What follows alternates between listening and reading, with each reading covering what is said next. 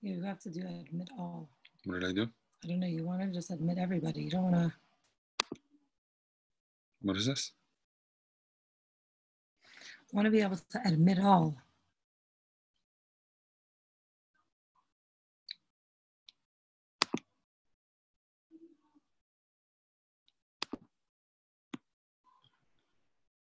Admit all.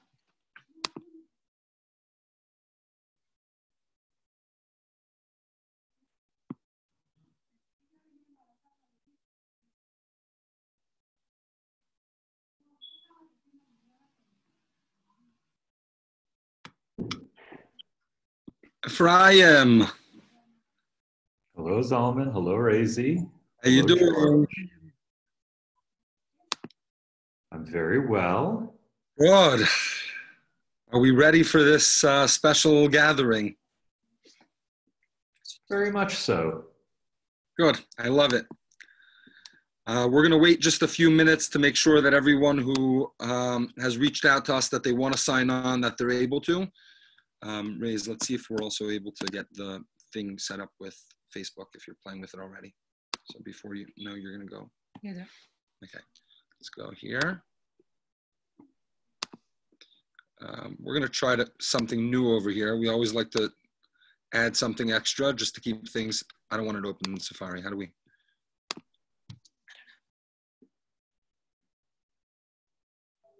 Oh. Well, they tried something new and that didn't work out too well.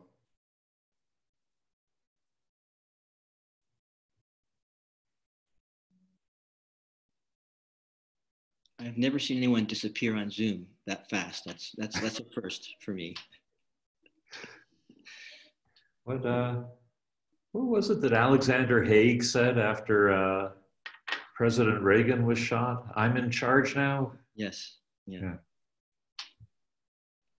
Does that mean you're in charge? Either you or me, Captain. I think you. This is your watch.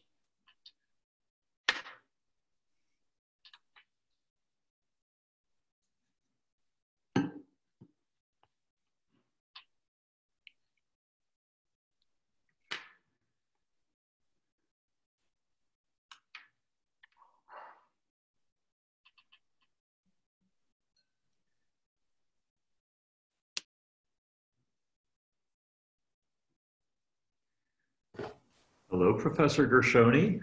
How are you? See you there? Yep, I'm here. Can you hear me? Just fine. Okay, perfect. Very good. And I can either keep this light on or this. 1 second. Whatever is good for you guys. Well, you have a very attractive visage. Let's leave the light on. Okay, fine. So I will wait here patiently and let you lead the show. Very good. Zalman and Razi, I see you're muted, but you're the master of ceremonies. Fantastic. We're going to be starting in just about 2 minutes. Excellent. That's nice.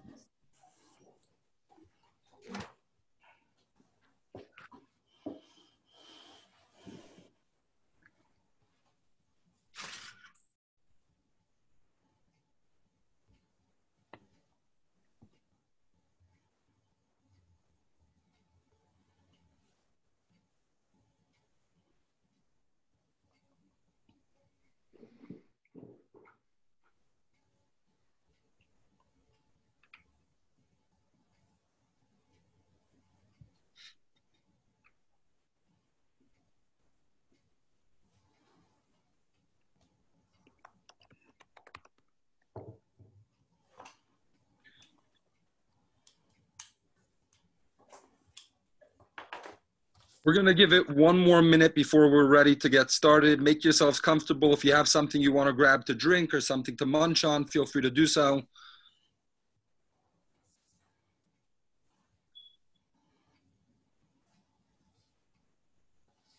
Let's see.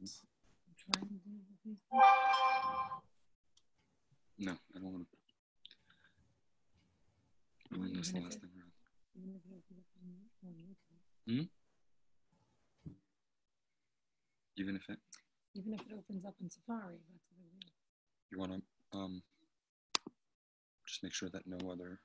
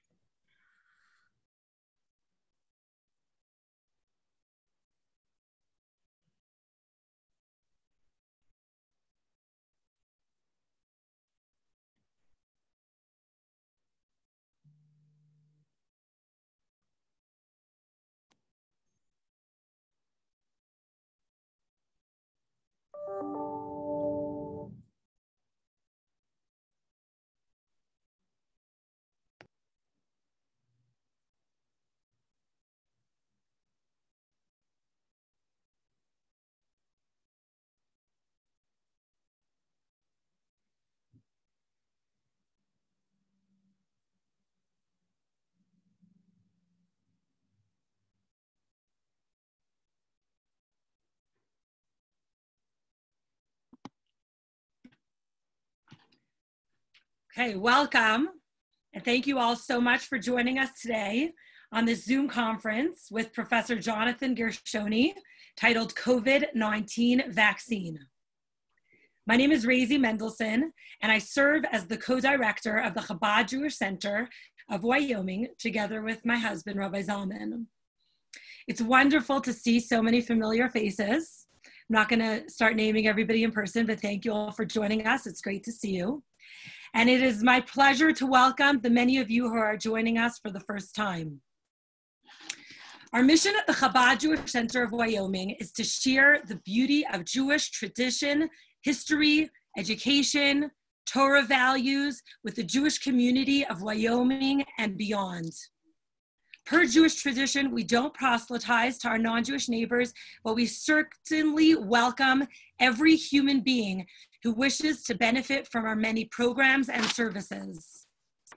Before we get started, I'd like to take the opportunity and thank Elon Wood. I'm trying to see if I see him. I hope he's on here. For helping to make this community gathering possible. Thank you, Elon. In the Jewish calendar, we're now in between the holiday of Passover that we just finished, and when the Jewish people left Egypt after being slaves to Paro for 200 years, and the upcoming holiday of Shavuot, when the Jewish people received the Torah on Mount Sinai. This time period reminds us that when we leave the slavery of the past, we must embark on a mission of purpose, spirituality, values, and wisdom going forward.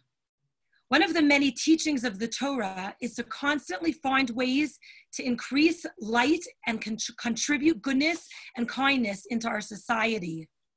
This light, goodness, and kindness is needed now more than ever. As many of us are in pain during this historic time, I hope that our guest of honor today, Professor Jonathan Gershoni, will provide us insight and hope for a brighter and better future. Brighter when we emerge on the other side. As an Israeli myself, I am so proud that Israeli scientists and researchers are at the forefront of solving this world crisis to bring healing to a frightened and panicked world. So thank you. Just a few housekeeping items before we begin our interview with Professor Gershoni. The schedule of this meeting will go as follows. Firstly, our dear friend, Ephraim Heller, will be interviewing Professor Gershoni for 30 minutes. During the interview, please feel free to send in your questions in the chat box. And our speaker will try and answer these today.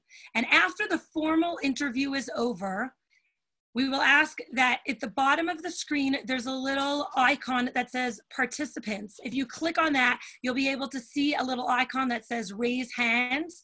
And if you have any questions, feel free to raise your hand. We will unmute you and you'll be able to, Professor Gershoni will be able to take live questions directly from the audience. Just a few things before we begin. I just want to share with you some of our upcoming events. One moment.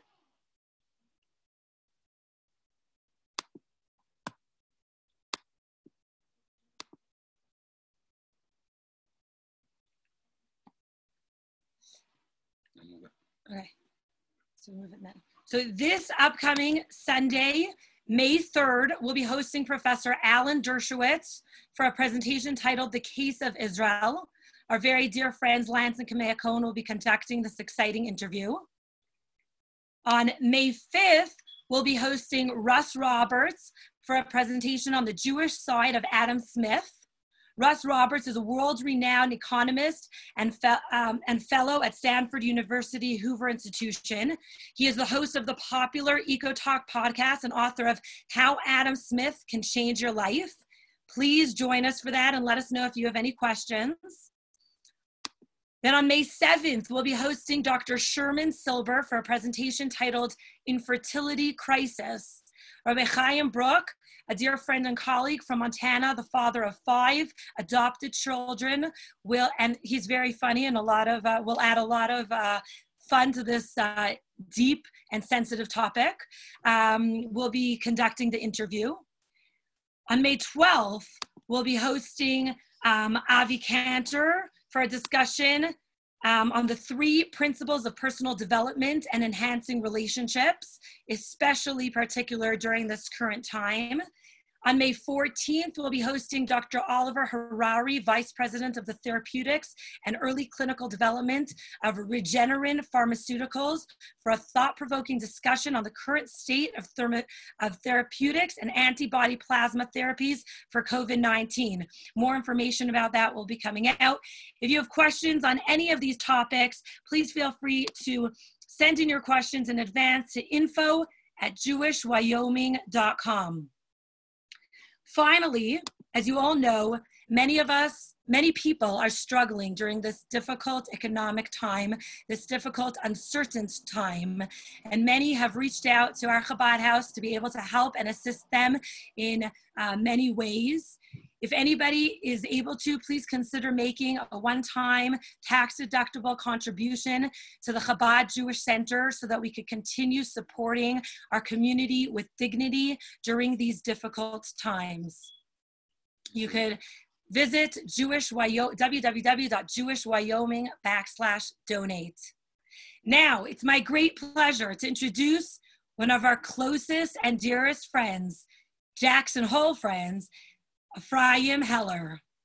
Ephraim has lived in Jackson Hole for 8 years with his wife, Kira. He's an amateur wildlife photographer. He's the CEO of Synagile, a startup company developing drug delivery systems for the treatment of Parkinson's disease. Previously, Ephraim co-founded 2 other medical device companies that manufacture and sell angioplasty catheters and blood glucose monitoring systems for people with diabetes. Both companies' products are sold worldwide and have helped millions of people. Ephraim holds over 100 medical patents. Please put your hands together and join me in warmly welcoming Ephraim Heller for this special interview with Professor Jonathan Gershoni.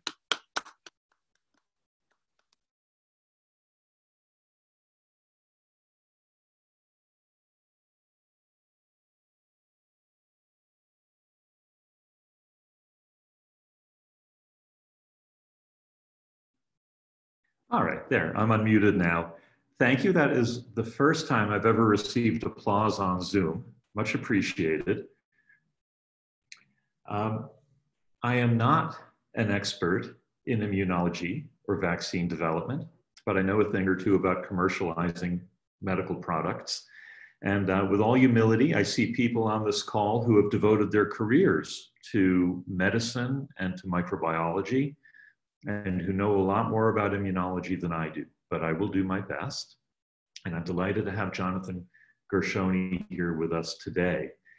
I will begin with a brief, a little bit about what's going on in vaccine development, and then introduce Professor Gershoni, and then we'll move to the interview portion.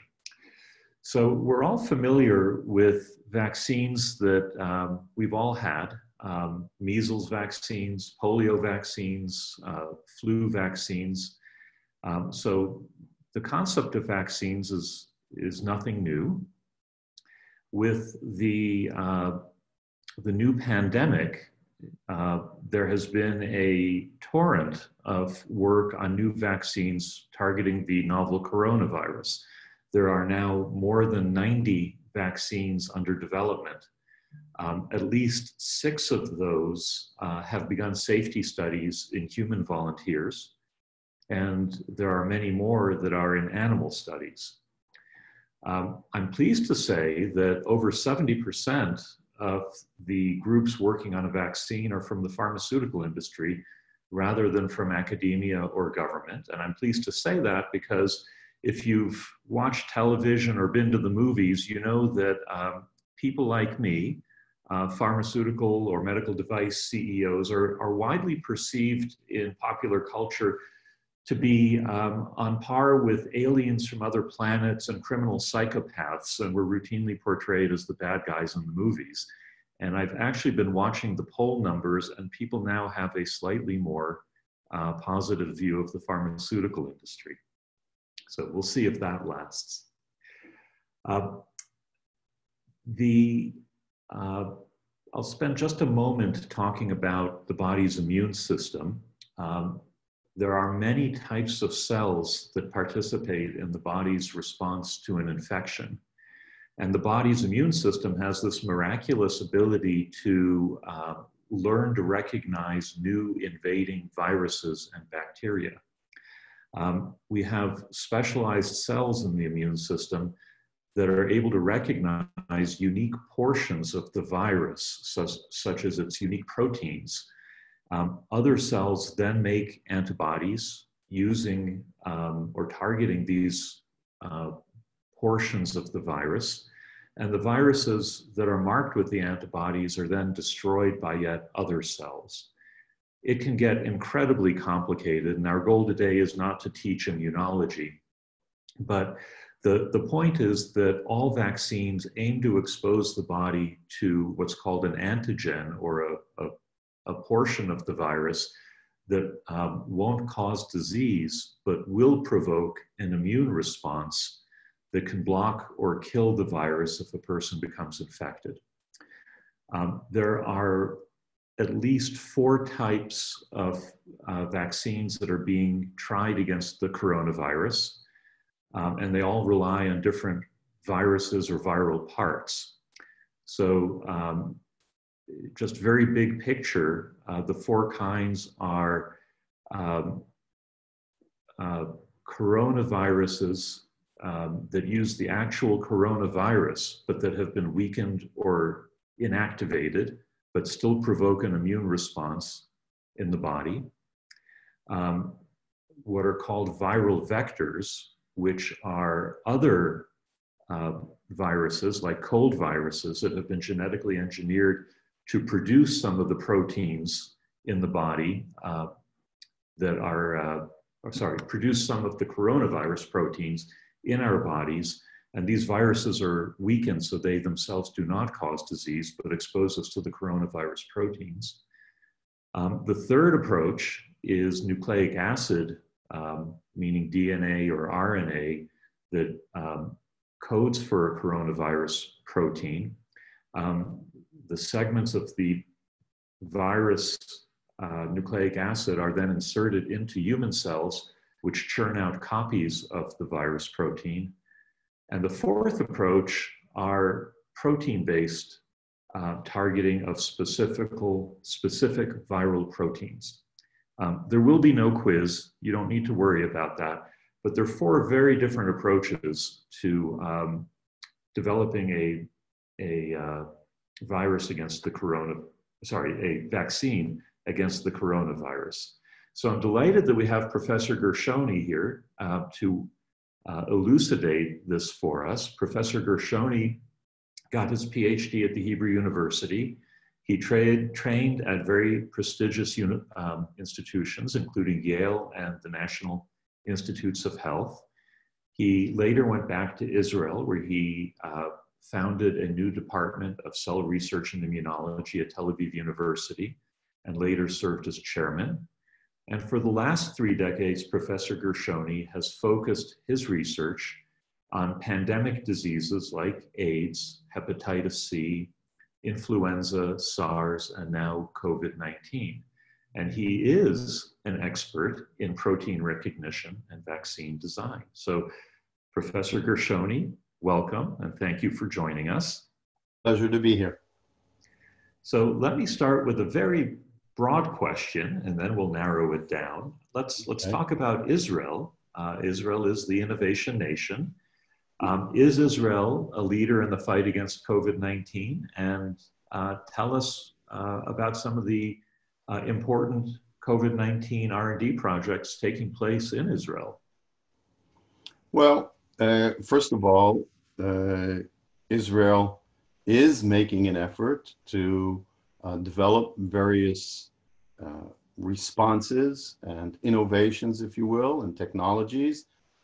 There have been a number of TV shows and interviews with various investigators. Amongst those are a group in Migal, way up north, near Kiryat Shmone, where they've been studying viruses of the same family, coronaviruses, that infect birds, poultry, and they're now trying to adapt their vaccine for poultry coronavirus to humans.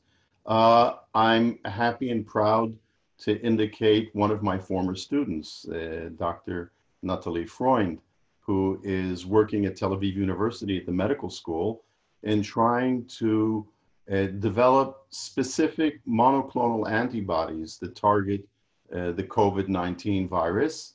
And these could be used as passive therapeutics, or on the other hand, for diagnostic reasons. There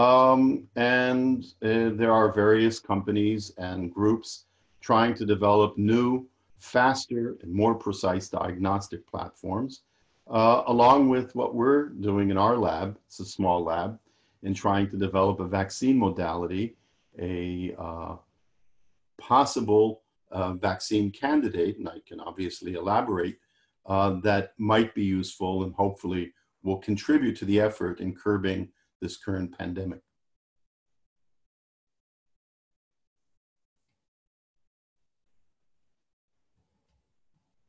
Farm, I think you're muted.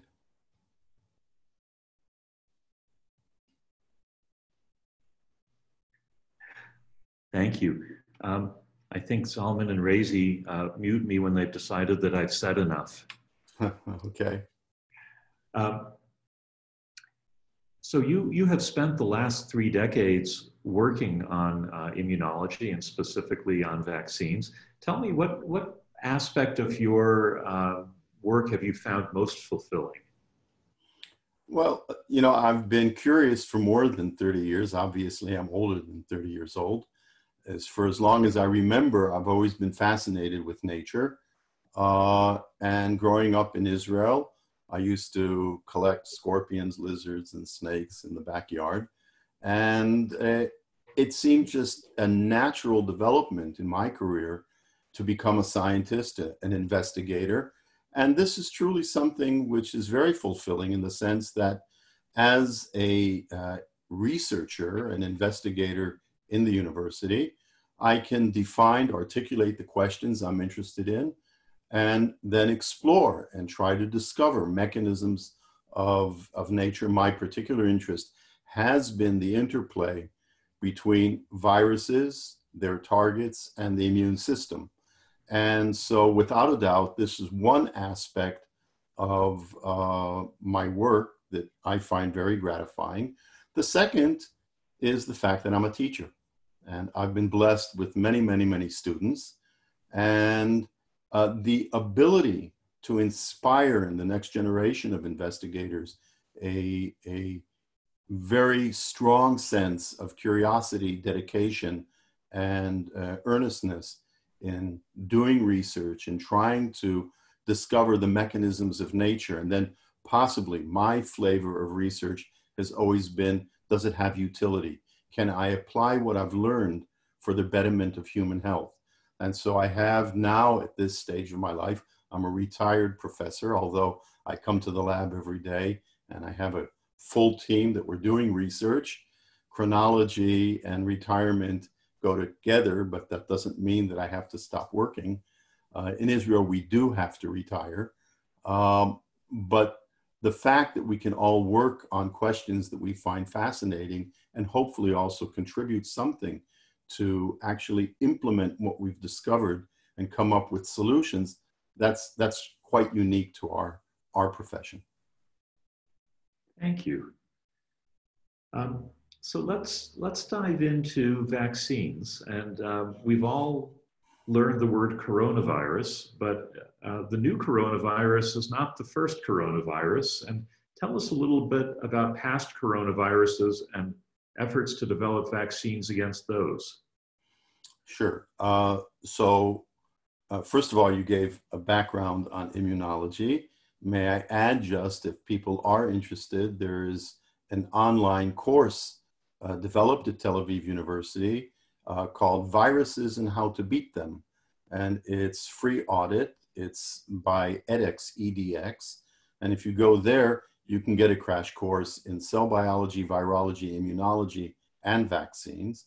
And so if people are interested, you can look it up, Viruses and How to Beat Them. Now, specifically with Corona, it is true that in December, presumably in 2019, we're confronted with a new emerging coronavirus. But the very first human coronaviruses, those that infect people, sort of popped out at around 1960 something. Two different coronaviruses that infect humans. And in fact, they are very common, and they cause, amongst others, about 15 to 20% of the common cold. So the fact that they're in the same family of the current coronavirus goes to illustrate that there's a diversity. There are coronaviruses that infect people and cause a mild disease, which we easily overcome. But the first really serious coronavirus emerged in 2002 in Guangdong in China. And this was the first SARS coronavirus. It's a beta coronaviruses. There are about 4 subfamilies of coronaviruses.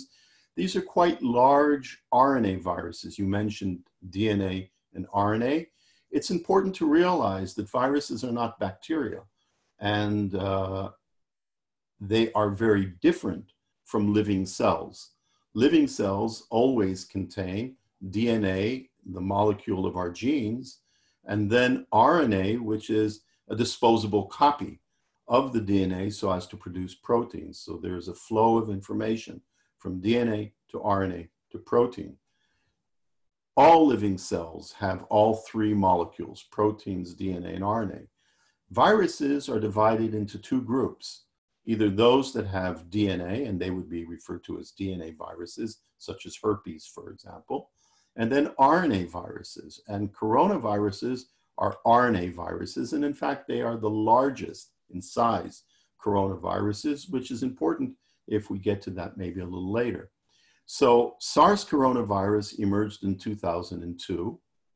Its fatality rate was very serious. It was about 10% of those infected died from the disease, from a severe acute respiratory syndrome, and therefore it's called SARS. It's surprising because today we are unfortunately witness to over 3 million individuals that are now have been infected with the current COVID-19 virus. SARS, which was quite famous at the time, infected a total number of 8,000 people, which seems nothing today in comparison. However, as I said, 10% of those infected during the course of November 2002 to July 2003, 10% died.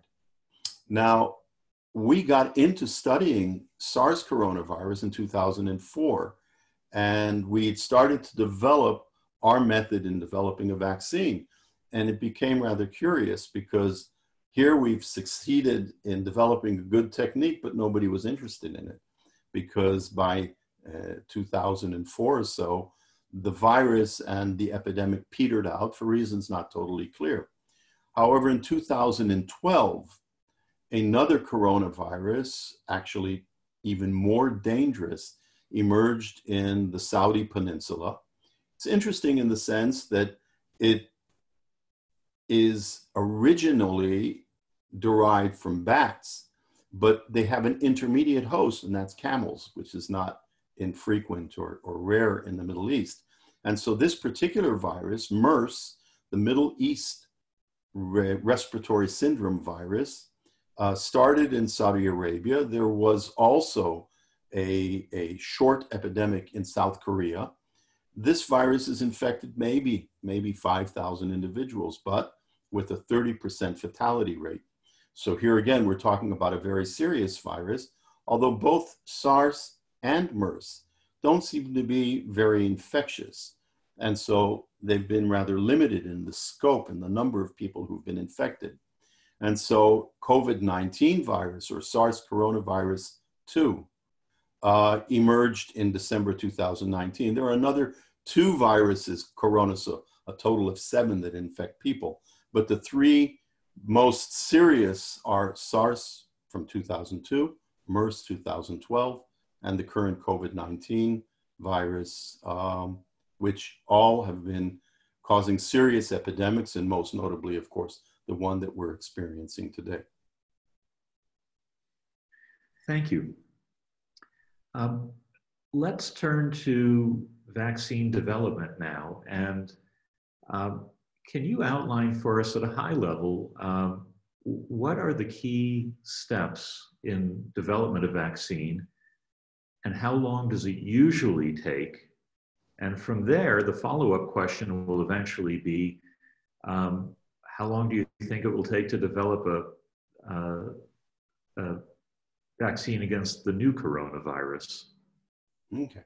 So first of all, as you had already stated, vaccines are boot camp for the immune system. We inject bits and pieces, or sometimes inactivated whole viruses, into healthy individuals. So it's not a medication, but rather it's a prophylactic type of medical intervention. And we hope that the immune system can scrutinize, test, and measure the structures derived from the virus, practice and figure out how to neutralize them, such that if we encounter a infectious, virulent, disease-causing member of that virus, we'll be able to knock it out before it actually causes disease. So we have to think in terms of vaccines. Well, maybe let me take, for example, the metaphor glasses. I wear glasses and I see quite a few others. When we go to buy a pair of glasses, we actually spend a lot of time focusing on the frames. Do they look good, and they're fashionable, and so on and so forth. So the delivery system of what is really important with glasses, the lenses, because that's why we buy glasses, to improve our sight, people pay a lot of attention to the frame rather than the lens. So in vaccines, it's very similar.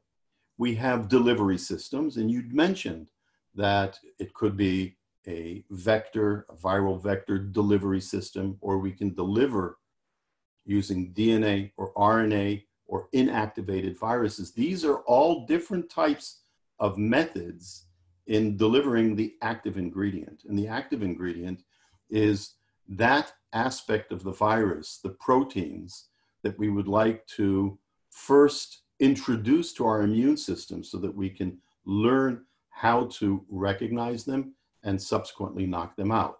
So these are two very different aspects in the development of a vaccine. We have to figure out what is the active ingredient, the important aspect that we want to use to stimulate an immune response. And of course, not less important is how do we want to deliver it.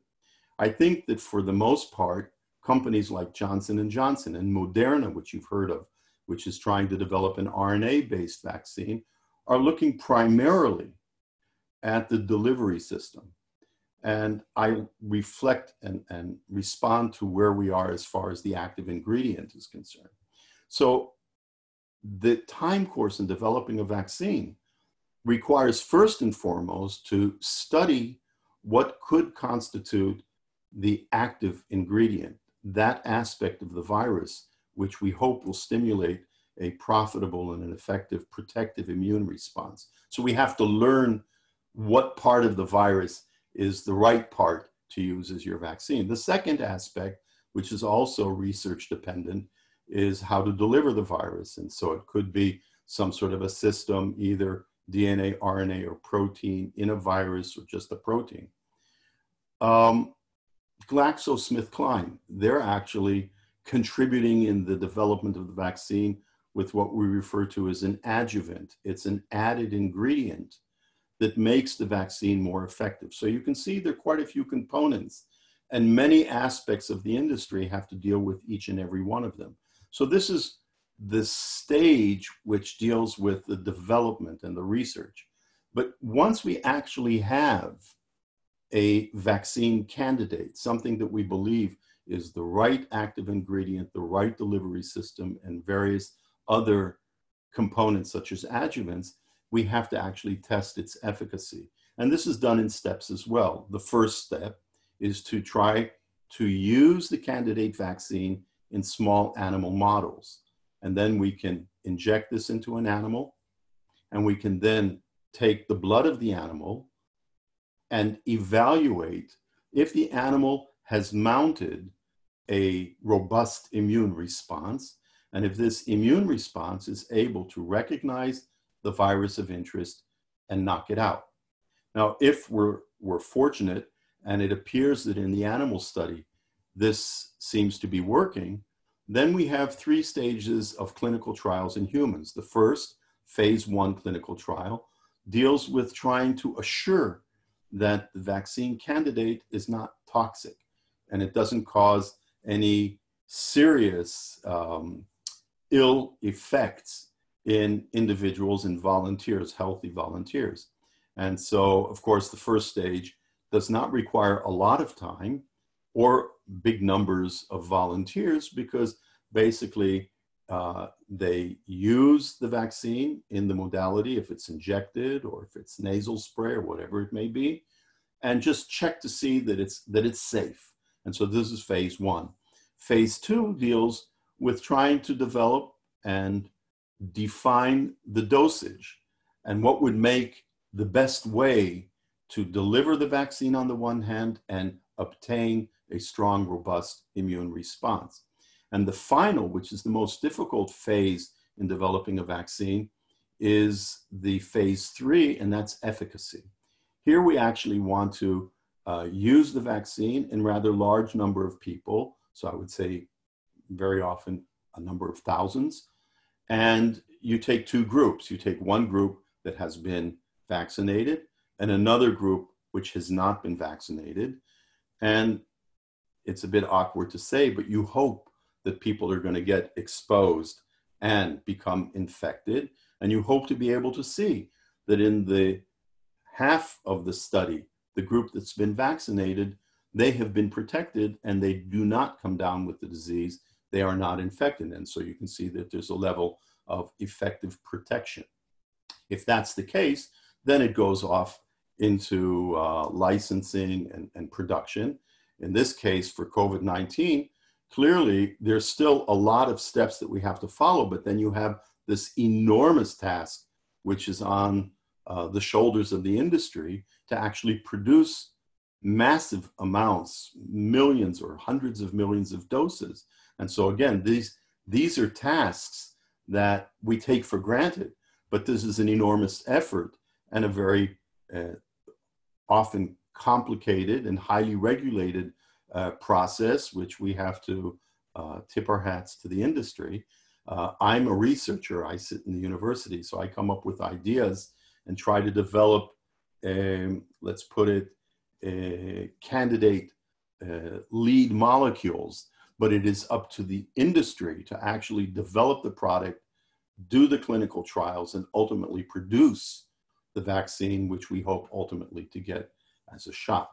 So I think that more or less covers. I don't know if you want, I can elaborate more, but I think it gives you a general picture as to what constitutes developing a vaccine.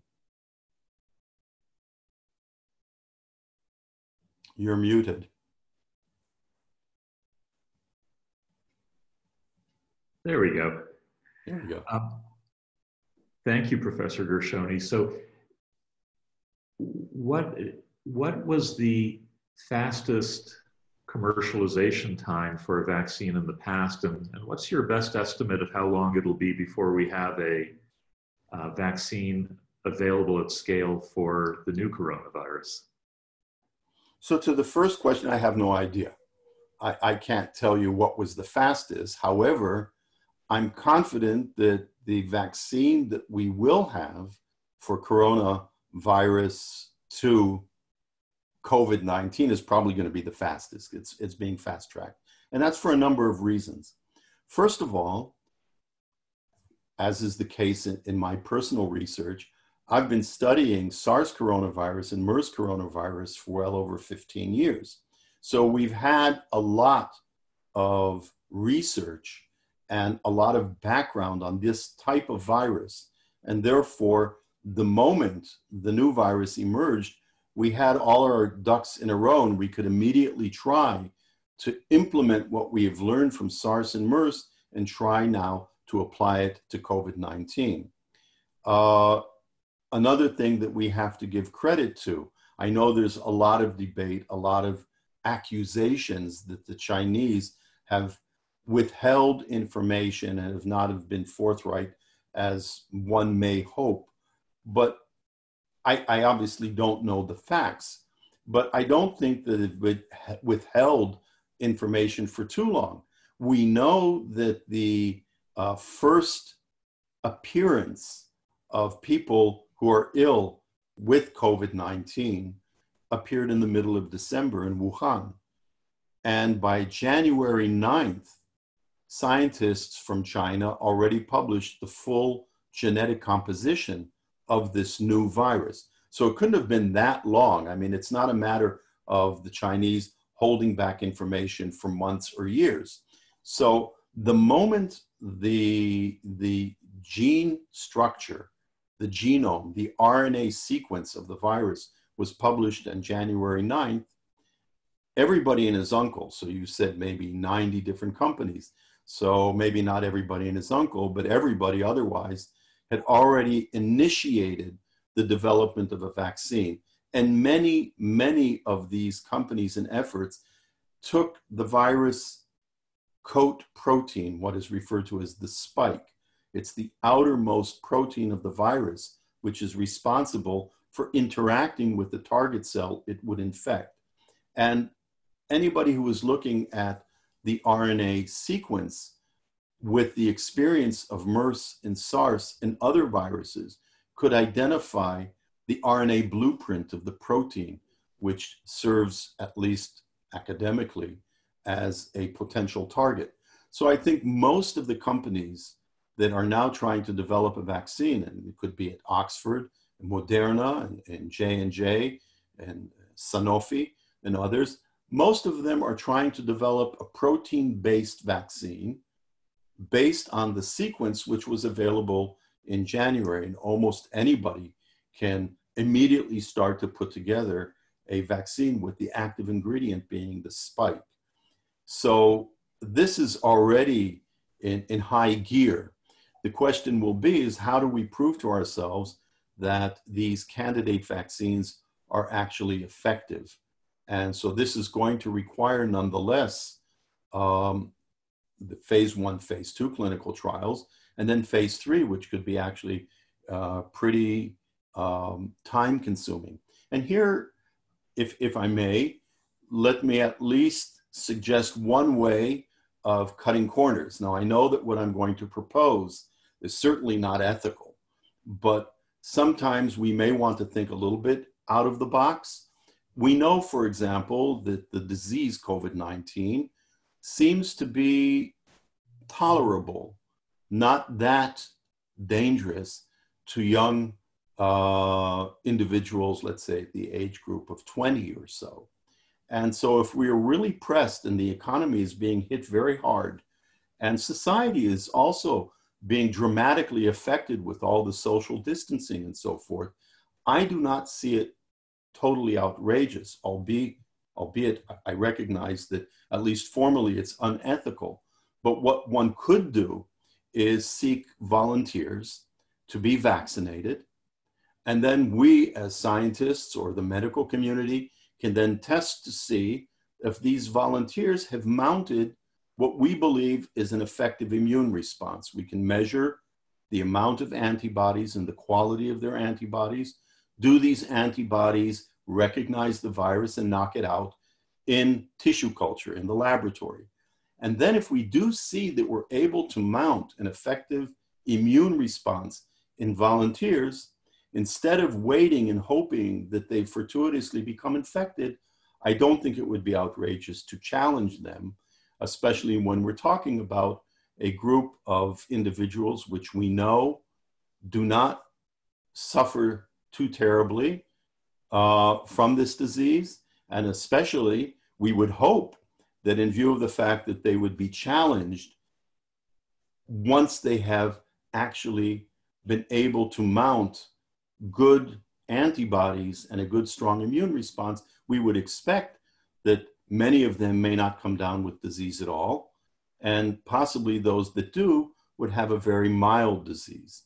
And so I think that if we want to try to think in terms of where we can cut corners and speed things up, I think at the level of phase 3, if we can accept that this is certainly a different approach and possibly could be criticized by many as being downright unethical, but it could be something to at least consider.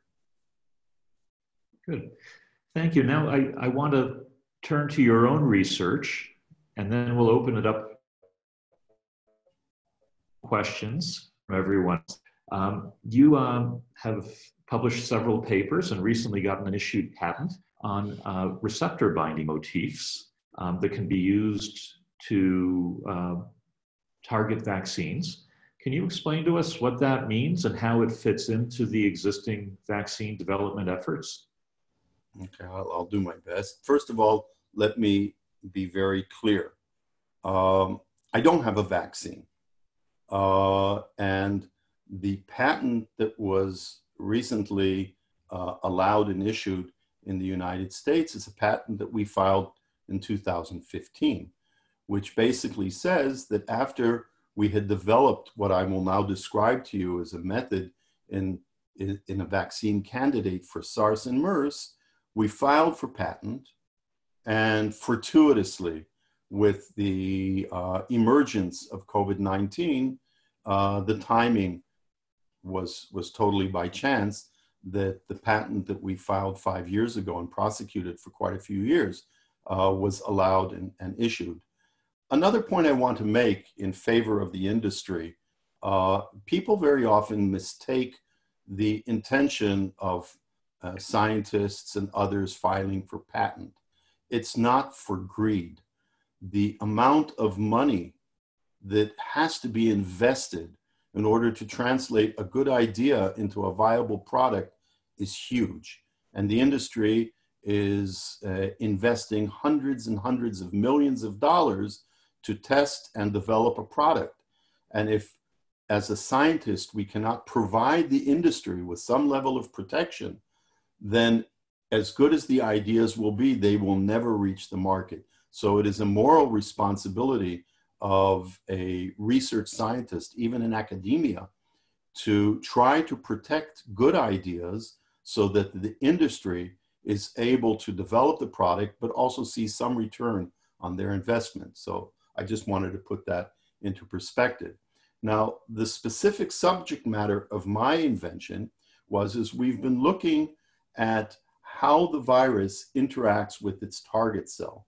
And as I mentioned previously, there's this large spike protein. And the spike protein is, as I said, is large. It's 1,200 amino acids in size.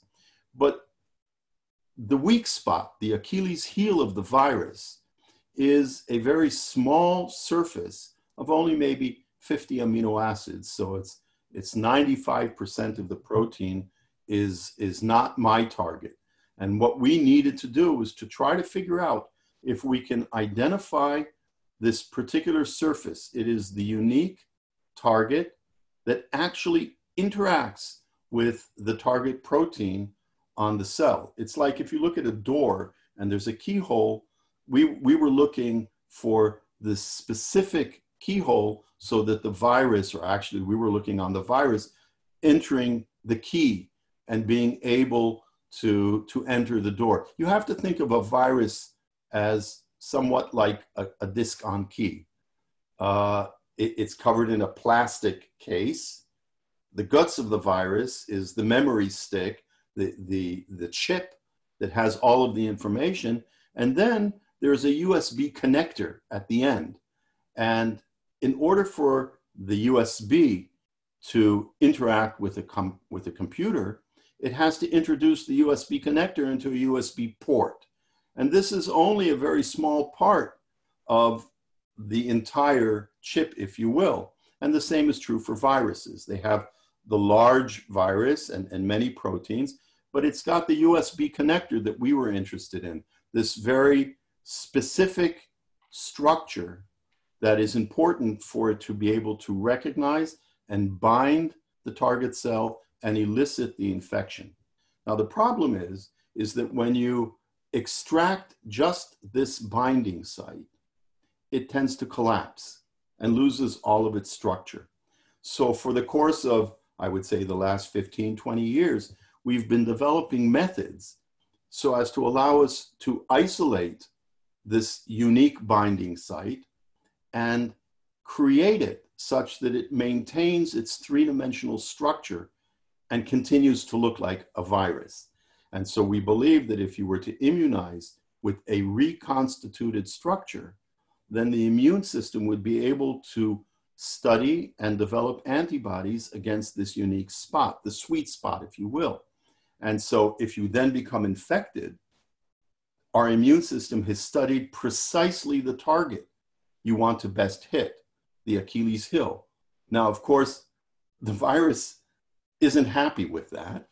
And we're outwitting the virus, if you will. We're not playing according to the rules because the virus has evolved over the years to try to hide precisely that target that we've been able to extract and reconstitute. So this is what we did for SARS. We were successful in then repeating it in MERS. And the moment the new COVID-19 virus genome, the RNA, was published, we immediately initiated the process of reconstituting this structure. Now, how does this fit in the general scheme of all of the vaccines that are now currently being proposed?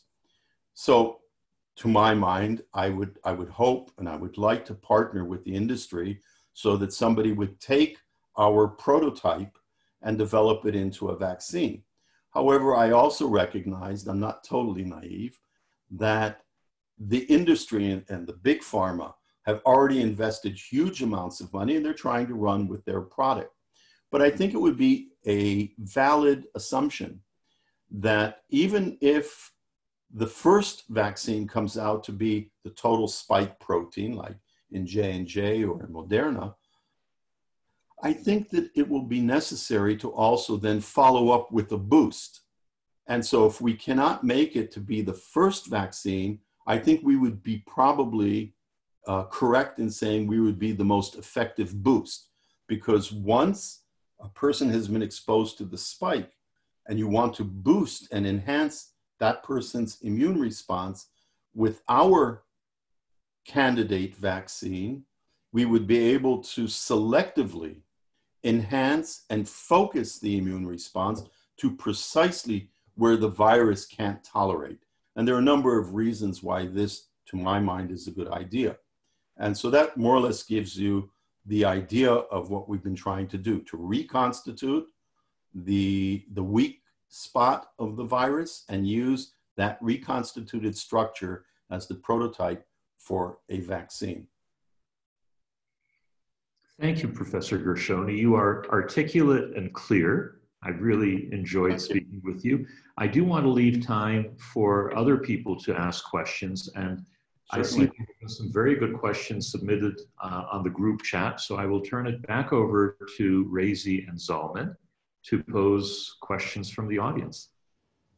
Cool. So I think some of these questions, thank you very much, Professor Gershoni. That was fantastic. It was clear. It was succinct. People, I'm sure, really appreciate what you've shared with us. We've gotten some questions that came in via email prior to today. And then we have some questions that came in on the chat, and I'm going to try to get to as many of them as I possibly can. Ari Donio asked, and if you touched on this, feel free to quickly preview what you shared earlier. What are the risks when fast developing vaccines? What lessons have been learned from the 1976 swine flu vaccine development? Okay, so dangers are, first of all, if the vaccine for some reason elicits some toxic or dangerous effects, and so phase 1 is really important.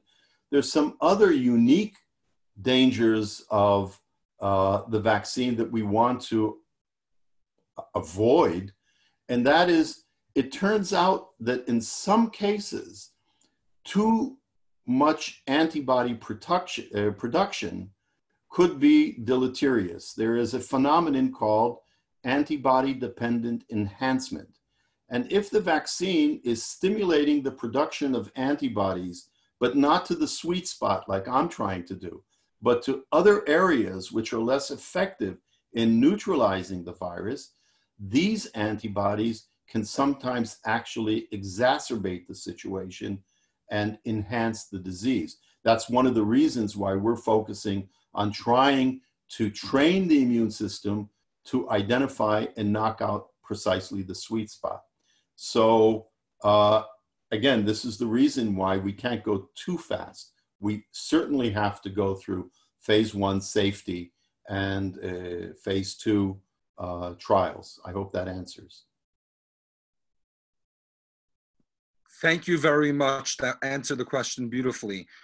As a question from Heather McLeod, as far as I know, there is no consensus about whether recovering from COVID-19 delivers immunity to further infection. Does the possibility it does not deliver immunity indicate a problem with developing an effective vaccine? So first of all, the point is very well taken. The whole history of COVID-19 is now 4 months. So we cannot know today if there is long-lasting immunity. This is something that we would hope does exist. So the presumption is that a person who has recovered and that same person who has antibody response, we expect and hope that that person is protected from a second infection. How long lasting that will be, we don't know. However, let me point out the following point. Our whole experience and knowledge and understanding of the antibody response is that response that the virus, through the disease, has mounted or elicited. And I mentioned that initially, that the virus is devious and it is evolved through evolution to try to evade the immune system and trick the immune system to generate antibodies to areas that are less sensitive to the virus. So my hope is that whatever the vaccine is, it is a product that humans have designed so as to best elicit the type of immunity that will be robust, will be long-lasting, and will be effective. So I don't think that we can make parallels and compare what is the status of the natural immunity and that immunity that we can benefit from through design of a clever vaccine. These are two different things. And if they overlap, fine. But I think we still have room to be optimistic with manufactured vaccines. So I'm going to mix a couple of questions together, one from Gabriella and one from Karen. The test started yesterday on April 29th using 700 volunteers in the United Kingdom. Is that not similar to the possible option that you referred to in your presentation about using volunteers? Is that not similar? That's question number one. And related to that, if we challenge the test volunteers, how do we protect them from the occurrence of hypercoagulation, which seems to be more prevalent in this cohort of youngsters? Well, the situation of the Oxford trial, I think that's what's being referred to, is, again, a clinical trial. All trials are based on the fact that there are volunteers and they receive the vaccine bona fide. So that's always happening. I don't know what the plans are for the Oxford trials. What I had suggested with some audacity and chutzpah, if you will, this audience all knows what chutzpah is. I'm suggesting possibly considering carefully the possibility of actually challenging. Now, with any challenge, there's always going to be some danger. So at least I would curb my enthusiasm for that by suggesting to only challenge those that seem to have been able to mount what appears to be theoretically a protective response. We don't know. Now, I'm not a physician. I'm just a scientist. I work in the lab and I come up with ideas. And fortunately, I have students that actually do the work. I do nothing. So under the circumstances, I really don't know the clinical picture. I've heard about the problems of coagulation. I also, obviously, as an immunologist, appreciate the different concerns about cytokine storms and so forth. My take on that is that we don't want to reach these critical severe levels of clinical status and disease. And I think that if we can early on begin some levels of treatment, now we don't have any good drugs. There's a debate about remdesivir. Does it work? Does it not work? The Chinese are saying that it's even toxic. I have great respect for Gilead and of Tony Fauci, of course. And so along these lines, I think we hope to have good therapeutics and drugs. And in my perspective, should be used earlier rather than later.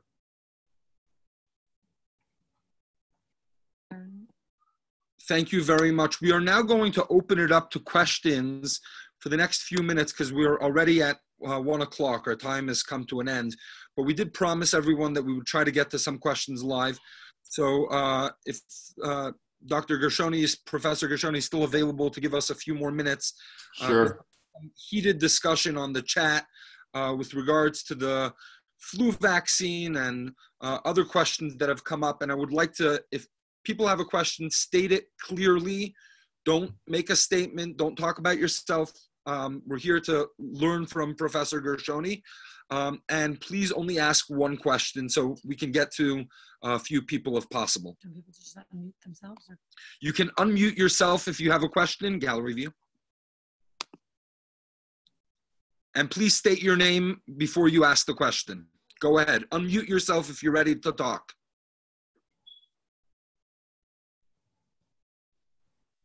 Did someone have a question about flu vaccines that they wanted to ask about? Heather McLeod. Yeah, that was. I'm Heather McLeod. That was me. I was just. I think Saul already answered my question about the disappointing efficacy of the flu vaccine, especially some years, and whether the coronavirus vaccine might also be somewhat disappointing. But given the fact that it mutates more slowly. I guess my question is, thank you. Sure. Well, I think if I word it as the question, we're all experienced with flu, and we're all experienced with the seasonal concerns. Is this year's vaccine effective or not? Have we missed or not? And this is because the flu virus tends to mutate very rapidly, and every year we have to adjust the vaccine.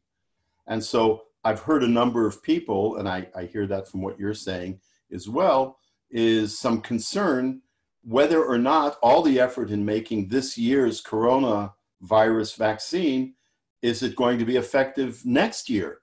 Because the lesson that we've learned for flu is there is a need to constantly update and refine and focus the vaccine. Now, I mentioned very early on today's talk that coronaviruses are the largest RNA viruses. And this comes with just a pinch of optimism. And that is because as these viruses have evolved to be RNA viruses, which are very large, they've also evolved mechanisms to edit and correct and repair their genes. So if they do have mutations in the biology of coronaviruses, they tend to repair those mutations. And so the general picture in coronavirus land is that they don't mutate very heavily. There are, of course, always mutations, but they do not drift and shift, as is the case with flu, to that degree. And so my feeling is that although they are RNA viruses, they are probably very stable. And we can also take a lesson from polio, which is an RNA virus, and measles, which is an RNA virus. There are a number of very good cases of RNA viruses that allow us to develop extremely efficient, very long-lasting vaccines that do not require the same fine-tuning yearly and seasonally as we see for flu. So I don't think that one should extrapolate and expect the problems we've seen for flu to be the same as what we hope is not the case for coronavirus. Thank you very much for that question and that answer. I'd like to acknowledge Representative Bill Henderson, who's here with us. Thank you so much for joining us on this video conference and for all the wonderful work you do for people around Wyoming. If you have any questions or comments, please, we would love to hear from you. Well, in the background, you may hear my great-grandchildren here. We're learning, and certainly appreciate the opportunity to learn more about this. You know, it's certainly affected a lot of folks around the world, and I'm honored to have the opportunity to sit in and listen. Thank you very much. And I noticed we have Saul here with us, who's has a very strong, not strong, has a very wonderful and significant background in immunology. No, don't get carried away. It's not my background, but virology is. And I'm going to ask a question which is going to be an over-the-head question for most people here, but I'm curious, in your development of the antigenic protein, are you stabilizing those bits with protein, with the proline linkers so that they don't collapse? Well, we're using linkers, and again, I'll address the question as asked. The whole concept and our innovation, which is at the crux of the patent, is that we developed a method by expressing the bona fide sequences of the receptor binding motif. But for this, we also had to introduce, as you indicated, linkers. Now, I'm not smart enough to actually engineer and design the correct linker. So what we did is we introduced every possible linker combination. So we used combinatorial approaches and generated libraries of hundreds of millions of conformers of different variations using different linkers. And then we screened them with neutralizing antibodies and allowed the specificity of the antibody to fish out those structures that fortuitously assume the right conformation. And so you're absolutely correct in anticipating that we would need unique linkers. But as I said, I couldn't rationally design them. And therefore, I used a method that we've developed in combinatorial chemistries in order to generate an enormous collection of variations and then use the biological specificity of the antibodies to fish out the correct ones. And that worked for SARS, it's worked for MERS, and I damn well hope that it's going to work for COVID-19. Thank you very much. We have time for one more question. If anyone has a question that they'd like to ask, please unmute yourself and feel comfortable to ask the question. One last question before we thank Professor Gershoni for his incredible insights. Anyone question? One last one? Hi, I'm Jonah, and I was wondering what role you think adjuvants are going to play in developing a functional vaccine here, or do you think it's mostly going to be focused on getting the right antigen? The question was, what kind of adjuvants are we going to need for an effective vaccine? I know, for example, those vaccines such as Moderna and the other nucleic acid vaccines do not elicit very strong responses, and therefore adjuvants and subsequent boosting is going to be a requirement. At least that would be my guess. I would expect that we're going to need adjuvants as well in order to ensure that we gain sufficient response to the vaccine that we are proposing as well. Whether they be sophisticated adjuvants, such as those being developed by GlaxoSmithKline, or more traditional aluminum salts, I don't know. But as to the question, concerns, and dangers or not of the adjuvants, I refer you to my course, lesson number 7. Definitely we've addressed that. Thank you. Thank you all very, very much for joining us. And please, once again, a big round of applause for Professor Gershoni for taking his time to share with our community, giving us the insight we need and the guidance. Let's hope that there's a better tomorrow, even while we go through so much now. And there's so many challenges that people are struggling with. Knowing that there are brilliant professors, Israeli ones in particular, that are working to solve the critical issues of our time gives us much hope. So thank you, Professor Gershoni. Keep up your good work. God bless you to be successful in it for the sake of humanity. We really appreciate each and every one of you being here with us. Have a wonderful day, and we look forward to seeing you again in the not too distant future. Thank you, thank you, thank you. Thank you. Thank you all. Thank you. Thank you. How do I close that? End meeting? Where's that?